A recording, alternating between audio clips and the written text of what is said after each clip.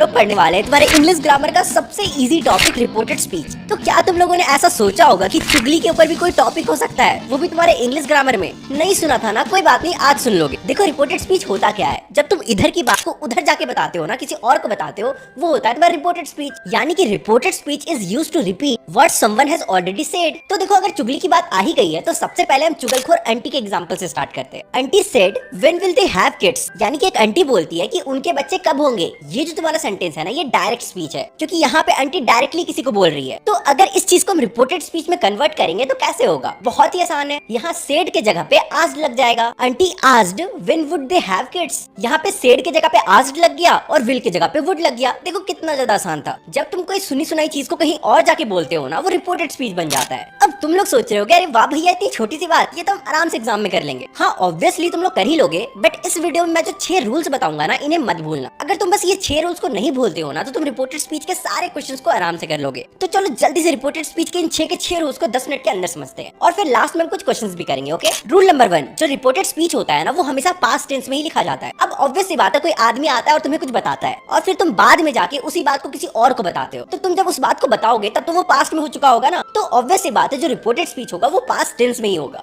चलो एग्जाम्पल से समझते हैं। हमारा सबसे पहला एग्जाम्पल है ही सेड आई एम टायर्ड। उसने कहा कि वो थका हुआ है। ये तुम्हारा डायरेक्ट स्पीच है। चलो इसे रिपोर्टेड स्पीच में कन्वर्ट करते हैं। तो ये हो जाएगा he said he was tired. तो तुमने देखा कि कैसे हमने पास्ट टेंस में कन्वर्ट करा, और ये पूरा का पूरा स्टेटमेंट तुम्हारा रिपोर्टेड स्पीच में कन्वर्ट हो गया। चलो एक और एग्जांपल लेते हैं ना। She asked where do you live. उस लड़की ने पूछा कि तुम कहाँ रहते हो। उस लड़की ने पूछा कि तुम कहाँ रहते हो। तो इसको रिपोर्टेड स्पीच में कन्वर्ट करते हैं। बहुत आसान है, ये हो जाएगा she asked where I lived. Simply तुम्हारा पास्ट टेंस में कन्वर्ट हो जाएगा। तो ये था तुम्हारा रूल नंबर 1 कि जो रिपोर्टेड स्पीच होता है ना, वो हमेशा पास्ट टेंस में ही होता है। अब तुम लोग सोच रहे हो चलिए भैया रूल नंबर 2 पे चलते हैं। तो नहीं, देखो ये जो रूल नंबर 1 है ना, इसके भी कुछ एक्सेप्शंस होते हैं। तुम लोग सोच रहे हो क्या बात कर रहे हो भैया, इंग्लिश ग्रामर में भी एक्सेप्शंस होते हैं। अगर तुम्हें नहीं पता कि ऑर्गेनिक केमिस्ट्री के बाद किस सब्जेक्ट में सबसे ज्यादा एक्सेप्शंस होता है, तो वो कोई और सब्जेक्ट नहीं बल्कि इंग्लिश ग्रामर ही है। यानी कि रिपोर्टेड स्पीच को हमेशा पास्ट टेंस में लिखते हैं, लेकिन 2 स्पेसिफिक सिचुएशंस में छोड़कर। पहला केस जहाँ पे हम रिपोर्टेड स्पीच को पास्ट टेंस में कन्वर्ट नहीं करते हैं, वो है जब यूनिवर्सल ट्रुथ की बात आती है, जैसे कि the earth revolves around the sun. तो इसको जब हम रिपोर्टेड में चेंज करेंगे तो ये हो जाएगा he said that the earth revolves around the sun. यहाँ पे तुम देख सकते हो कि the earth revolves around the sun, इस स्टेटमेंट में हमने कुछ भी चेंज नहीं करा है, क्योंकि ये यूनिवर्सल ट्रुथ है। तो जहाँ पे भी यूनिवर्सल ट्रुथ की बात आएगी, वहाँ पे हम रिपोर्टेड स्पीच में टेंस को चेंज नहीं करेंगे। ठीक है भैया, हम समझ गए। ये तो एक केस हो गया। और दूसरा केस क्या हुआ? दूसरा केस ऐसा केस होता है जहाँ पर हम फ्यूचर के बारे में बात कर रहे होते हैं। तो जब भी हम फ्यूचर के बारे में डायरेक्ट स्पीच में बात करेंगे, तो जब वो रिपोर्टेड स्पीच में कन्वर्ट होगा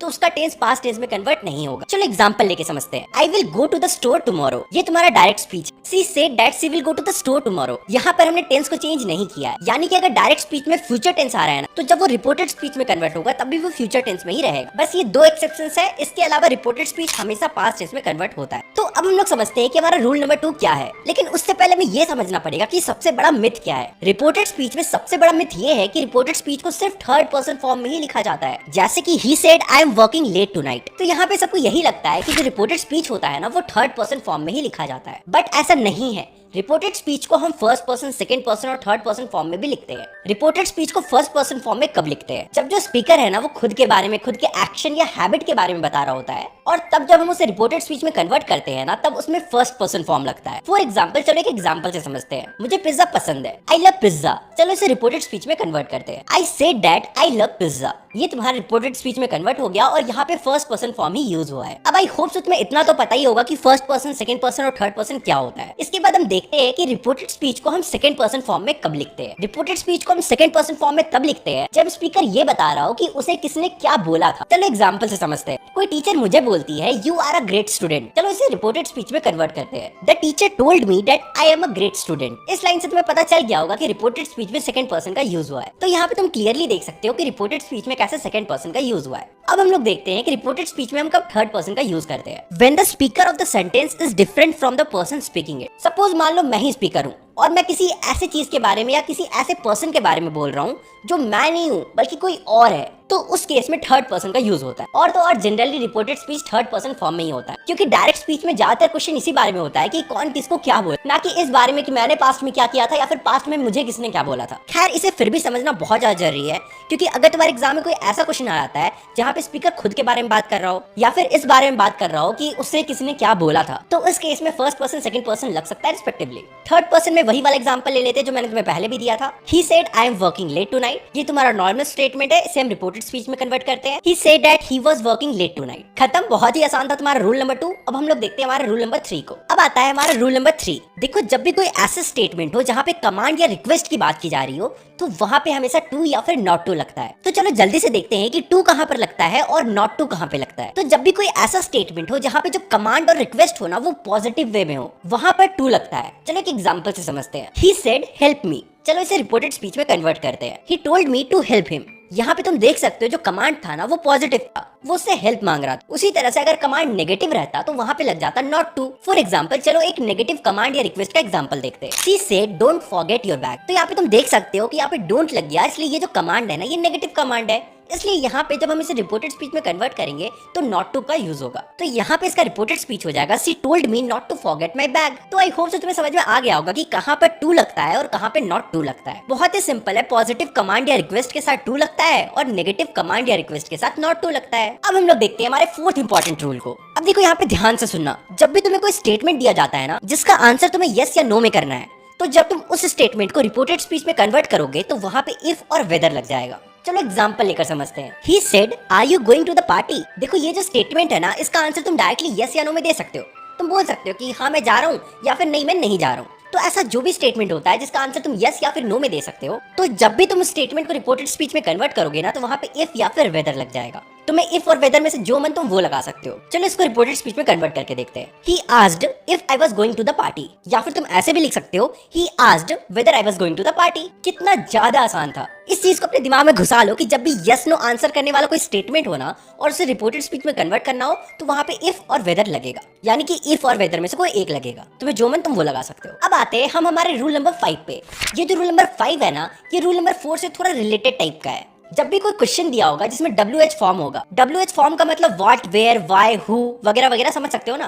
तो जब भी कोई स्टेटमेंट है जिसमें what, where, when, who, why ये सब लगा हुआ है और उस स्टेटमेंट को तुम्हें रिपोर्टेड स्पीच में कन्वर्ट करना है, तो उस केस में जो सेड होता है ना SAID वो आस्क्ड में कन्वर्ट हो जाता है। बहुत सिंपल सा रूल है, बेसिक सा रूल है, लेकिन तुम्हें पता होना चाहिए। देखो इंग्लिश ग्रामर बहुत ही आसान होता है, थोड़ा सा दिमाग लगाओगे, बेसिक कॉमन सेंस रहेगा ना तुम आराम से फुल मार्क्स लेते हो। देखो इंग्लिश ग्रामर कोई रॉकेट साइंस तो है नहीं, बेसिक सा रूल्स है, यही 5-6 रूल्स याद रखोगे एग्जाम में पूरे नंबर आएंगे। चलो अब हम हमारे लास्ट छठे रूल को देख लेते हैं, इसके बाद हम कुछ क्वेश्चंस करेंगे। अब देखो ये जो रूल नंबर 6 है ना ये कोई प्रॉपर रूल नहीं है, ये बस बेसिक इंफॉर्मेशन है जो तुम्हें पता होना चाहिए। चलो डिटेल में समझते हैं। तो हमारा जो रूल नंबर 6 है ना वो ये बताता है कि जो टाइम वर्ड्स होते हैं ना वो रिपोर्टेड स्पीच में कन्वर्ट होने के बाद कैसे चेंज होते हैं। कुछ मेजर एग्जांपल्स ले लेते हैं जो तुम्हें एग्जाम में देखने को मिलेंगे। जैसे कि जो टुडे होता है ना वो दैट डे में कन्वर्ट हो जाता है जब हम उसे रिपोर्टेड स्पीच में लिखते हैं। उसी तरह से जो टुमारो होता है वो द नेक्स्ट डे में कन्वर्ट हो जाता है और जो यस्टरडे होता है वो द डे बिफोर या फिर द प्रीवियस डे में कन्वर्ट हो जाता है। उसी तरह से जो नाउ होता है वो देन में कन्वर्ट हो जाता है, at the moment, at that movement में कन्वर्ट हो जाता है, the last week, the week before या द प्रीवियस वीक में,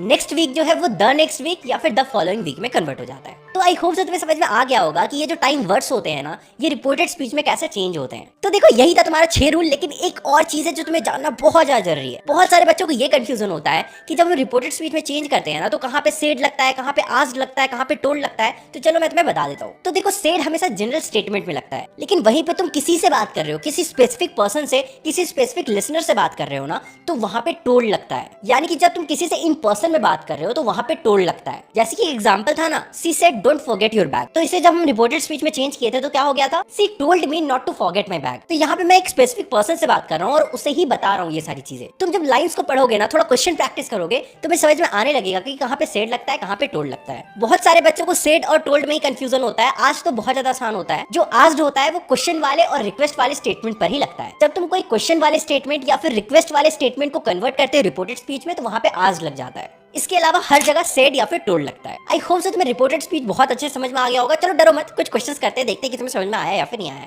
जो रूल्स मैंने तुम्हें बताया ना ये रूल्स इनफ है, तुम अपने एग्जाम में पूरे अच्छे मार्क्स ला सकते हो। बस इन छोटे छोटे रूल्स को याद रखना। इन रूल्स के बाहर से तुम्हारे एग्जाम में नहीं आएगा। प्रॉपर्ली याद रखते हो, आराम से रिपोर्टेड स्पीच वाले क्वेश्चंस को सॉल्व कर लोगे। यहाँ पे हमें 6 स्टेटमेंट दिए गए हैं, इन्हें हमें रिपोर्टेड स्पीच में चेंज करना है। व्हाट डिड शी से? सबसे पहले क्वेश्चन से स्टार्ट करते हैं। आई हैव अ क्वेश्चन, इसे रिपोर्टेड स्पीच में चेंज करते हैं। बहुत ही आसान है, ये हो जाएगा she said she had a question. यहाँ पे सेड लग गया और जो हैव था वो हैड में कन्वर्ट हो गया, पास्ट टेंस में कन्वर्ट हो गया। बहुत आसान था। इसी तरह से हमारा दूसरा क्वेश्चन है वेयर आर द क्रैकर्स। ध्यान देना ये WH क्वेश्चन है, लेकिन यस नो वाला क्वेश्चन नहीं है, WH क्वेश्चन है। तो हमें इतना तो पता है कि यहाँ पे आस्क्ड लगेगा और जो ये स्टेटमेंट है ये पास्ट टेंस में कन्वर्ट हो जाएगा। तो ये हो जाएगा तुम्हारा she asked me where the crackers were. इसी तरह से हमारा तीसरा स्टेटमेंट है लेट मी आउट। यहाँ पे तुम देख सकते हो कि ये जो पैरट है ना ये किसी स्पेसिफिक पर्सन से बात कर रहा है। यहाँ पे सेड नहीं लगेगा, यहाँ पे टोल्ड लगेगा। जब भी हमारे सामने कोई स्पेसिफिक पर्सन होता है तो उसे जब हम रिपोर्टेड स्पीच में कन्वर्ट करते हैं तो वहाँ पे टोल्ड लगता है, सेड नहीं लगता। याद है मैं तुम्हें अभी जस्ट बताया था। तो यहाँ पे हो जाएगा she told me to let her out. ठीक है, बहुत ही आसान था। अब देखो बहुत ही इंटरेस्टिंग सा स्टेटमेंट आता है, कैन यू स्पीक पैरट। ये देखो ये यस नो वाला क्वेश्चन है। तुम इसका आंसर यस नो में कर सकते हो ना, इधर तुम यस बोल सकते हो, इधर तुम नो बोल सकते हो। इसका मतलब क्या, जब हम इसे रिपोर्टेड स्पीच में चेंज करेंगे तो यहाँ पे इफ या फिर वेदर लगेगा, मतलब तुम्हें जो मन। तो ये हो जाएगा she asked if I could speak parrot. बहुत ही आसान था। उसी तरह से हमारा अगला स्टेटमेंट है यू आर सो प्रिटी। यहाँ पे भी तुम देख सकते हो कि ये किसी को तो बोल रही है ना, यू आर सो प्रिटी। यहाँ किसी स्पेसिफिक पर्सन से बात हो रहा है, यानी कि यहाँ पे सेड या आस्क्ड नहीं लगेगा, यहाँ पे टोल्ड लगेगा और बाकी पास्ट टेंस में कन्वर्ट हो जाएगा जैसे हम करते आ रहे हैं। तो यहाँ पे हो जाएगा she told me I was pretty. बहुत ही आसान था।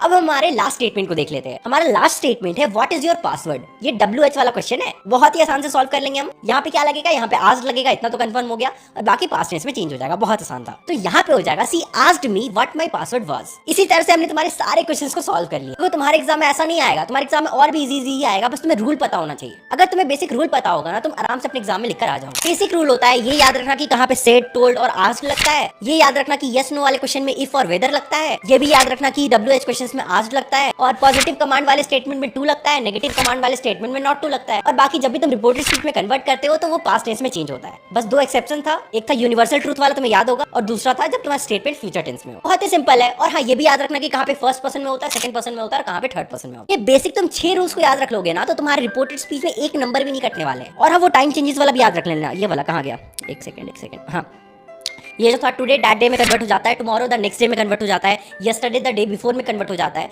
ये सारी चीजों को भी याद कर लेना। बेसिक कॉन्सेप्ट है, इतना पता होगा, आराम से रिपोर्टेड स्पीच में फुल नंबर आएंगे। तो यही था रिपोर्टेड स्पीच वाला वीडियो। अगर तुम्हें वीडियो पसंद आया तो वीडियो को लाइक करो, चैनल को सब्सक्राइब करो और तुम उसमें अगले वीडियो में। तब तक के लिए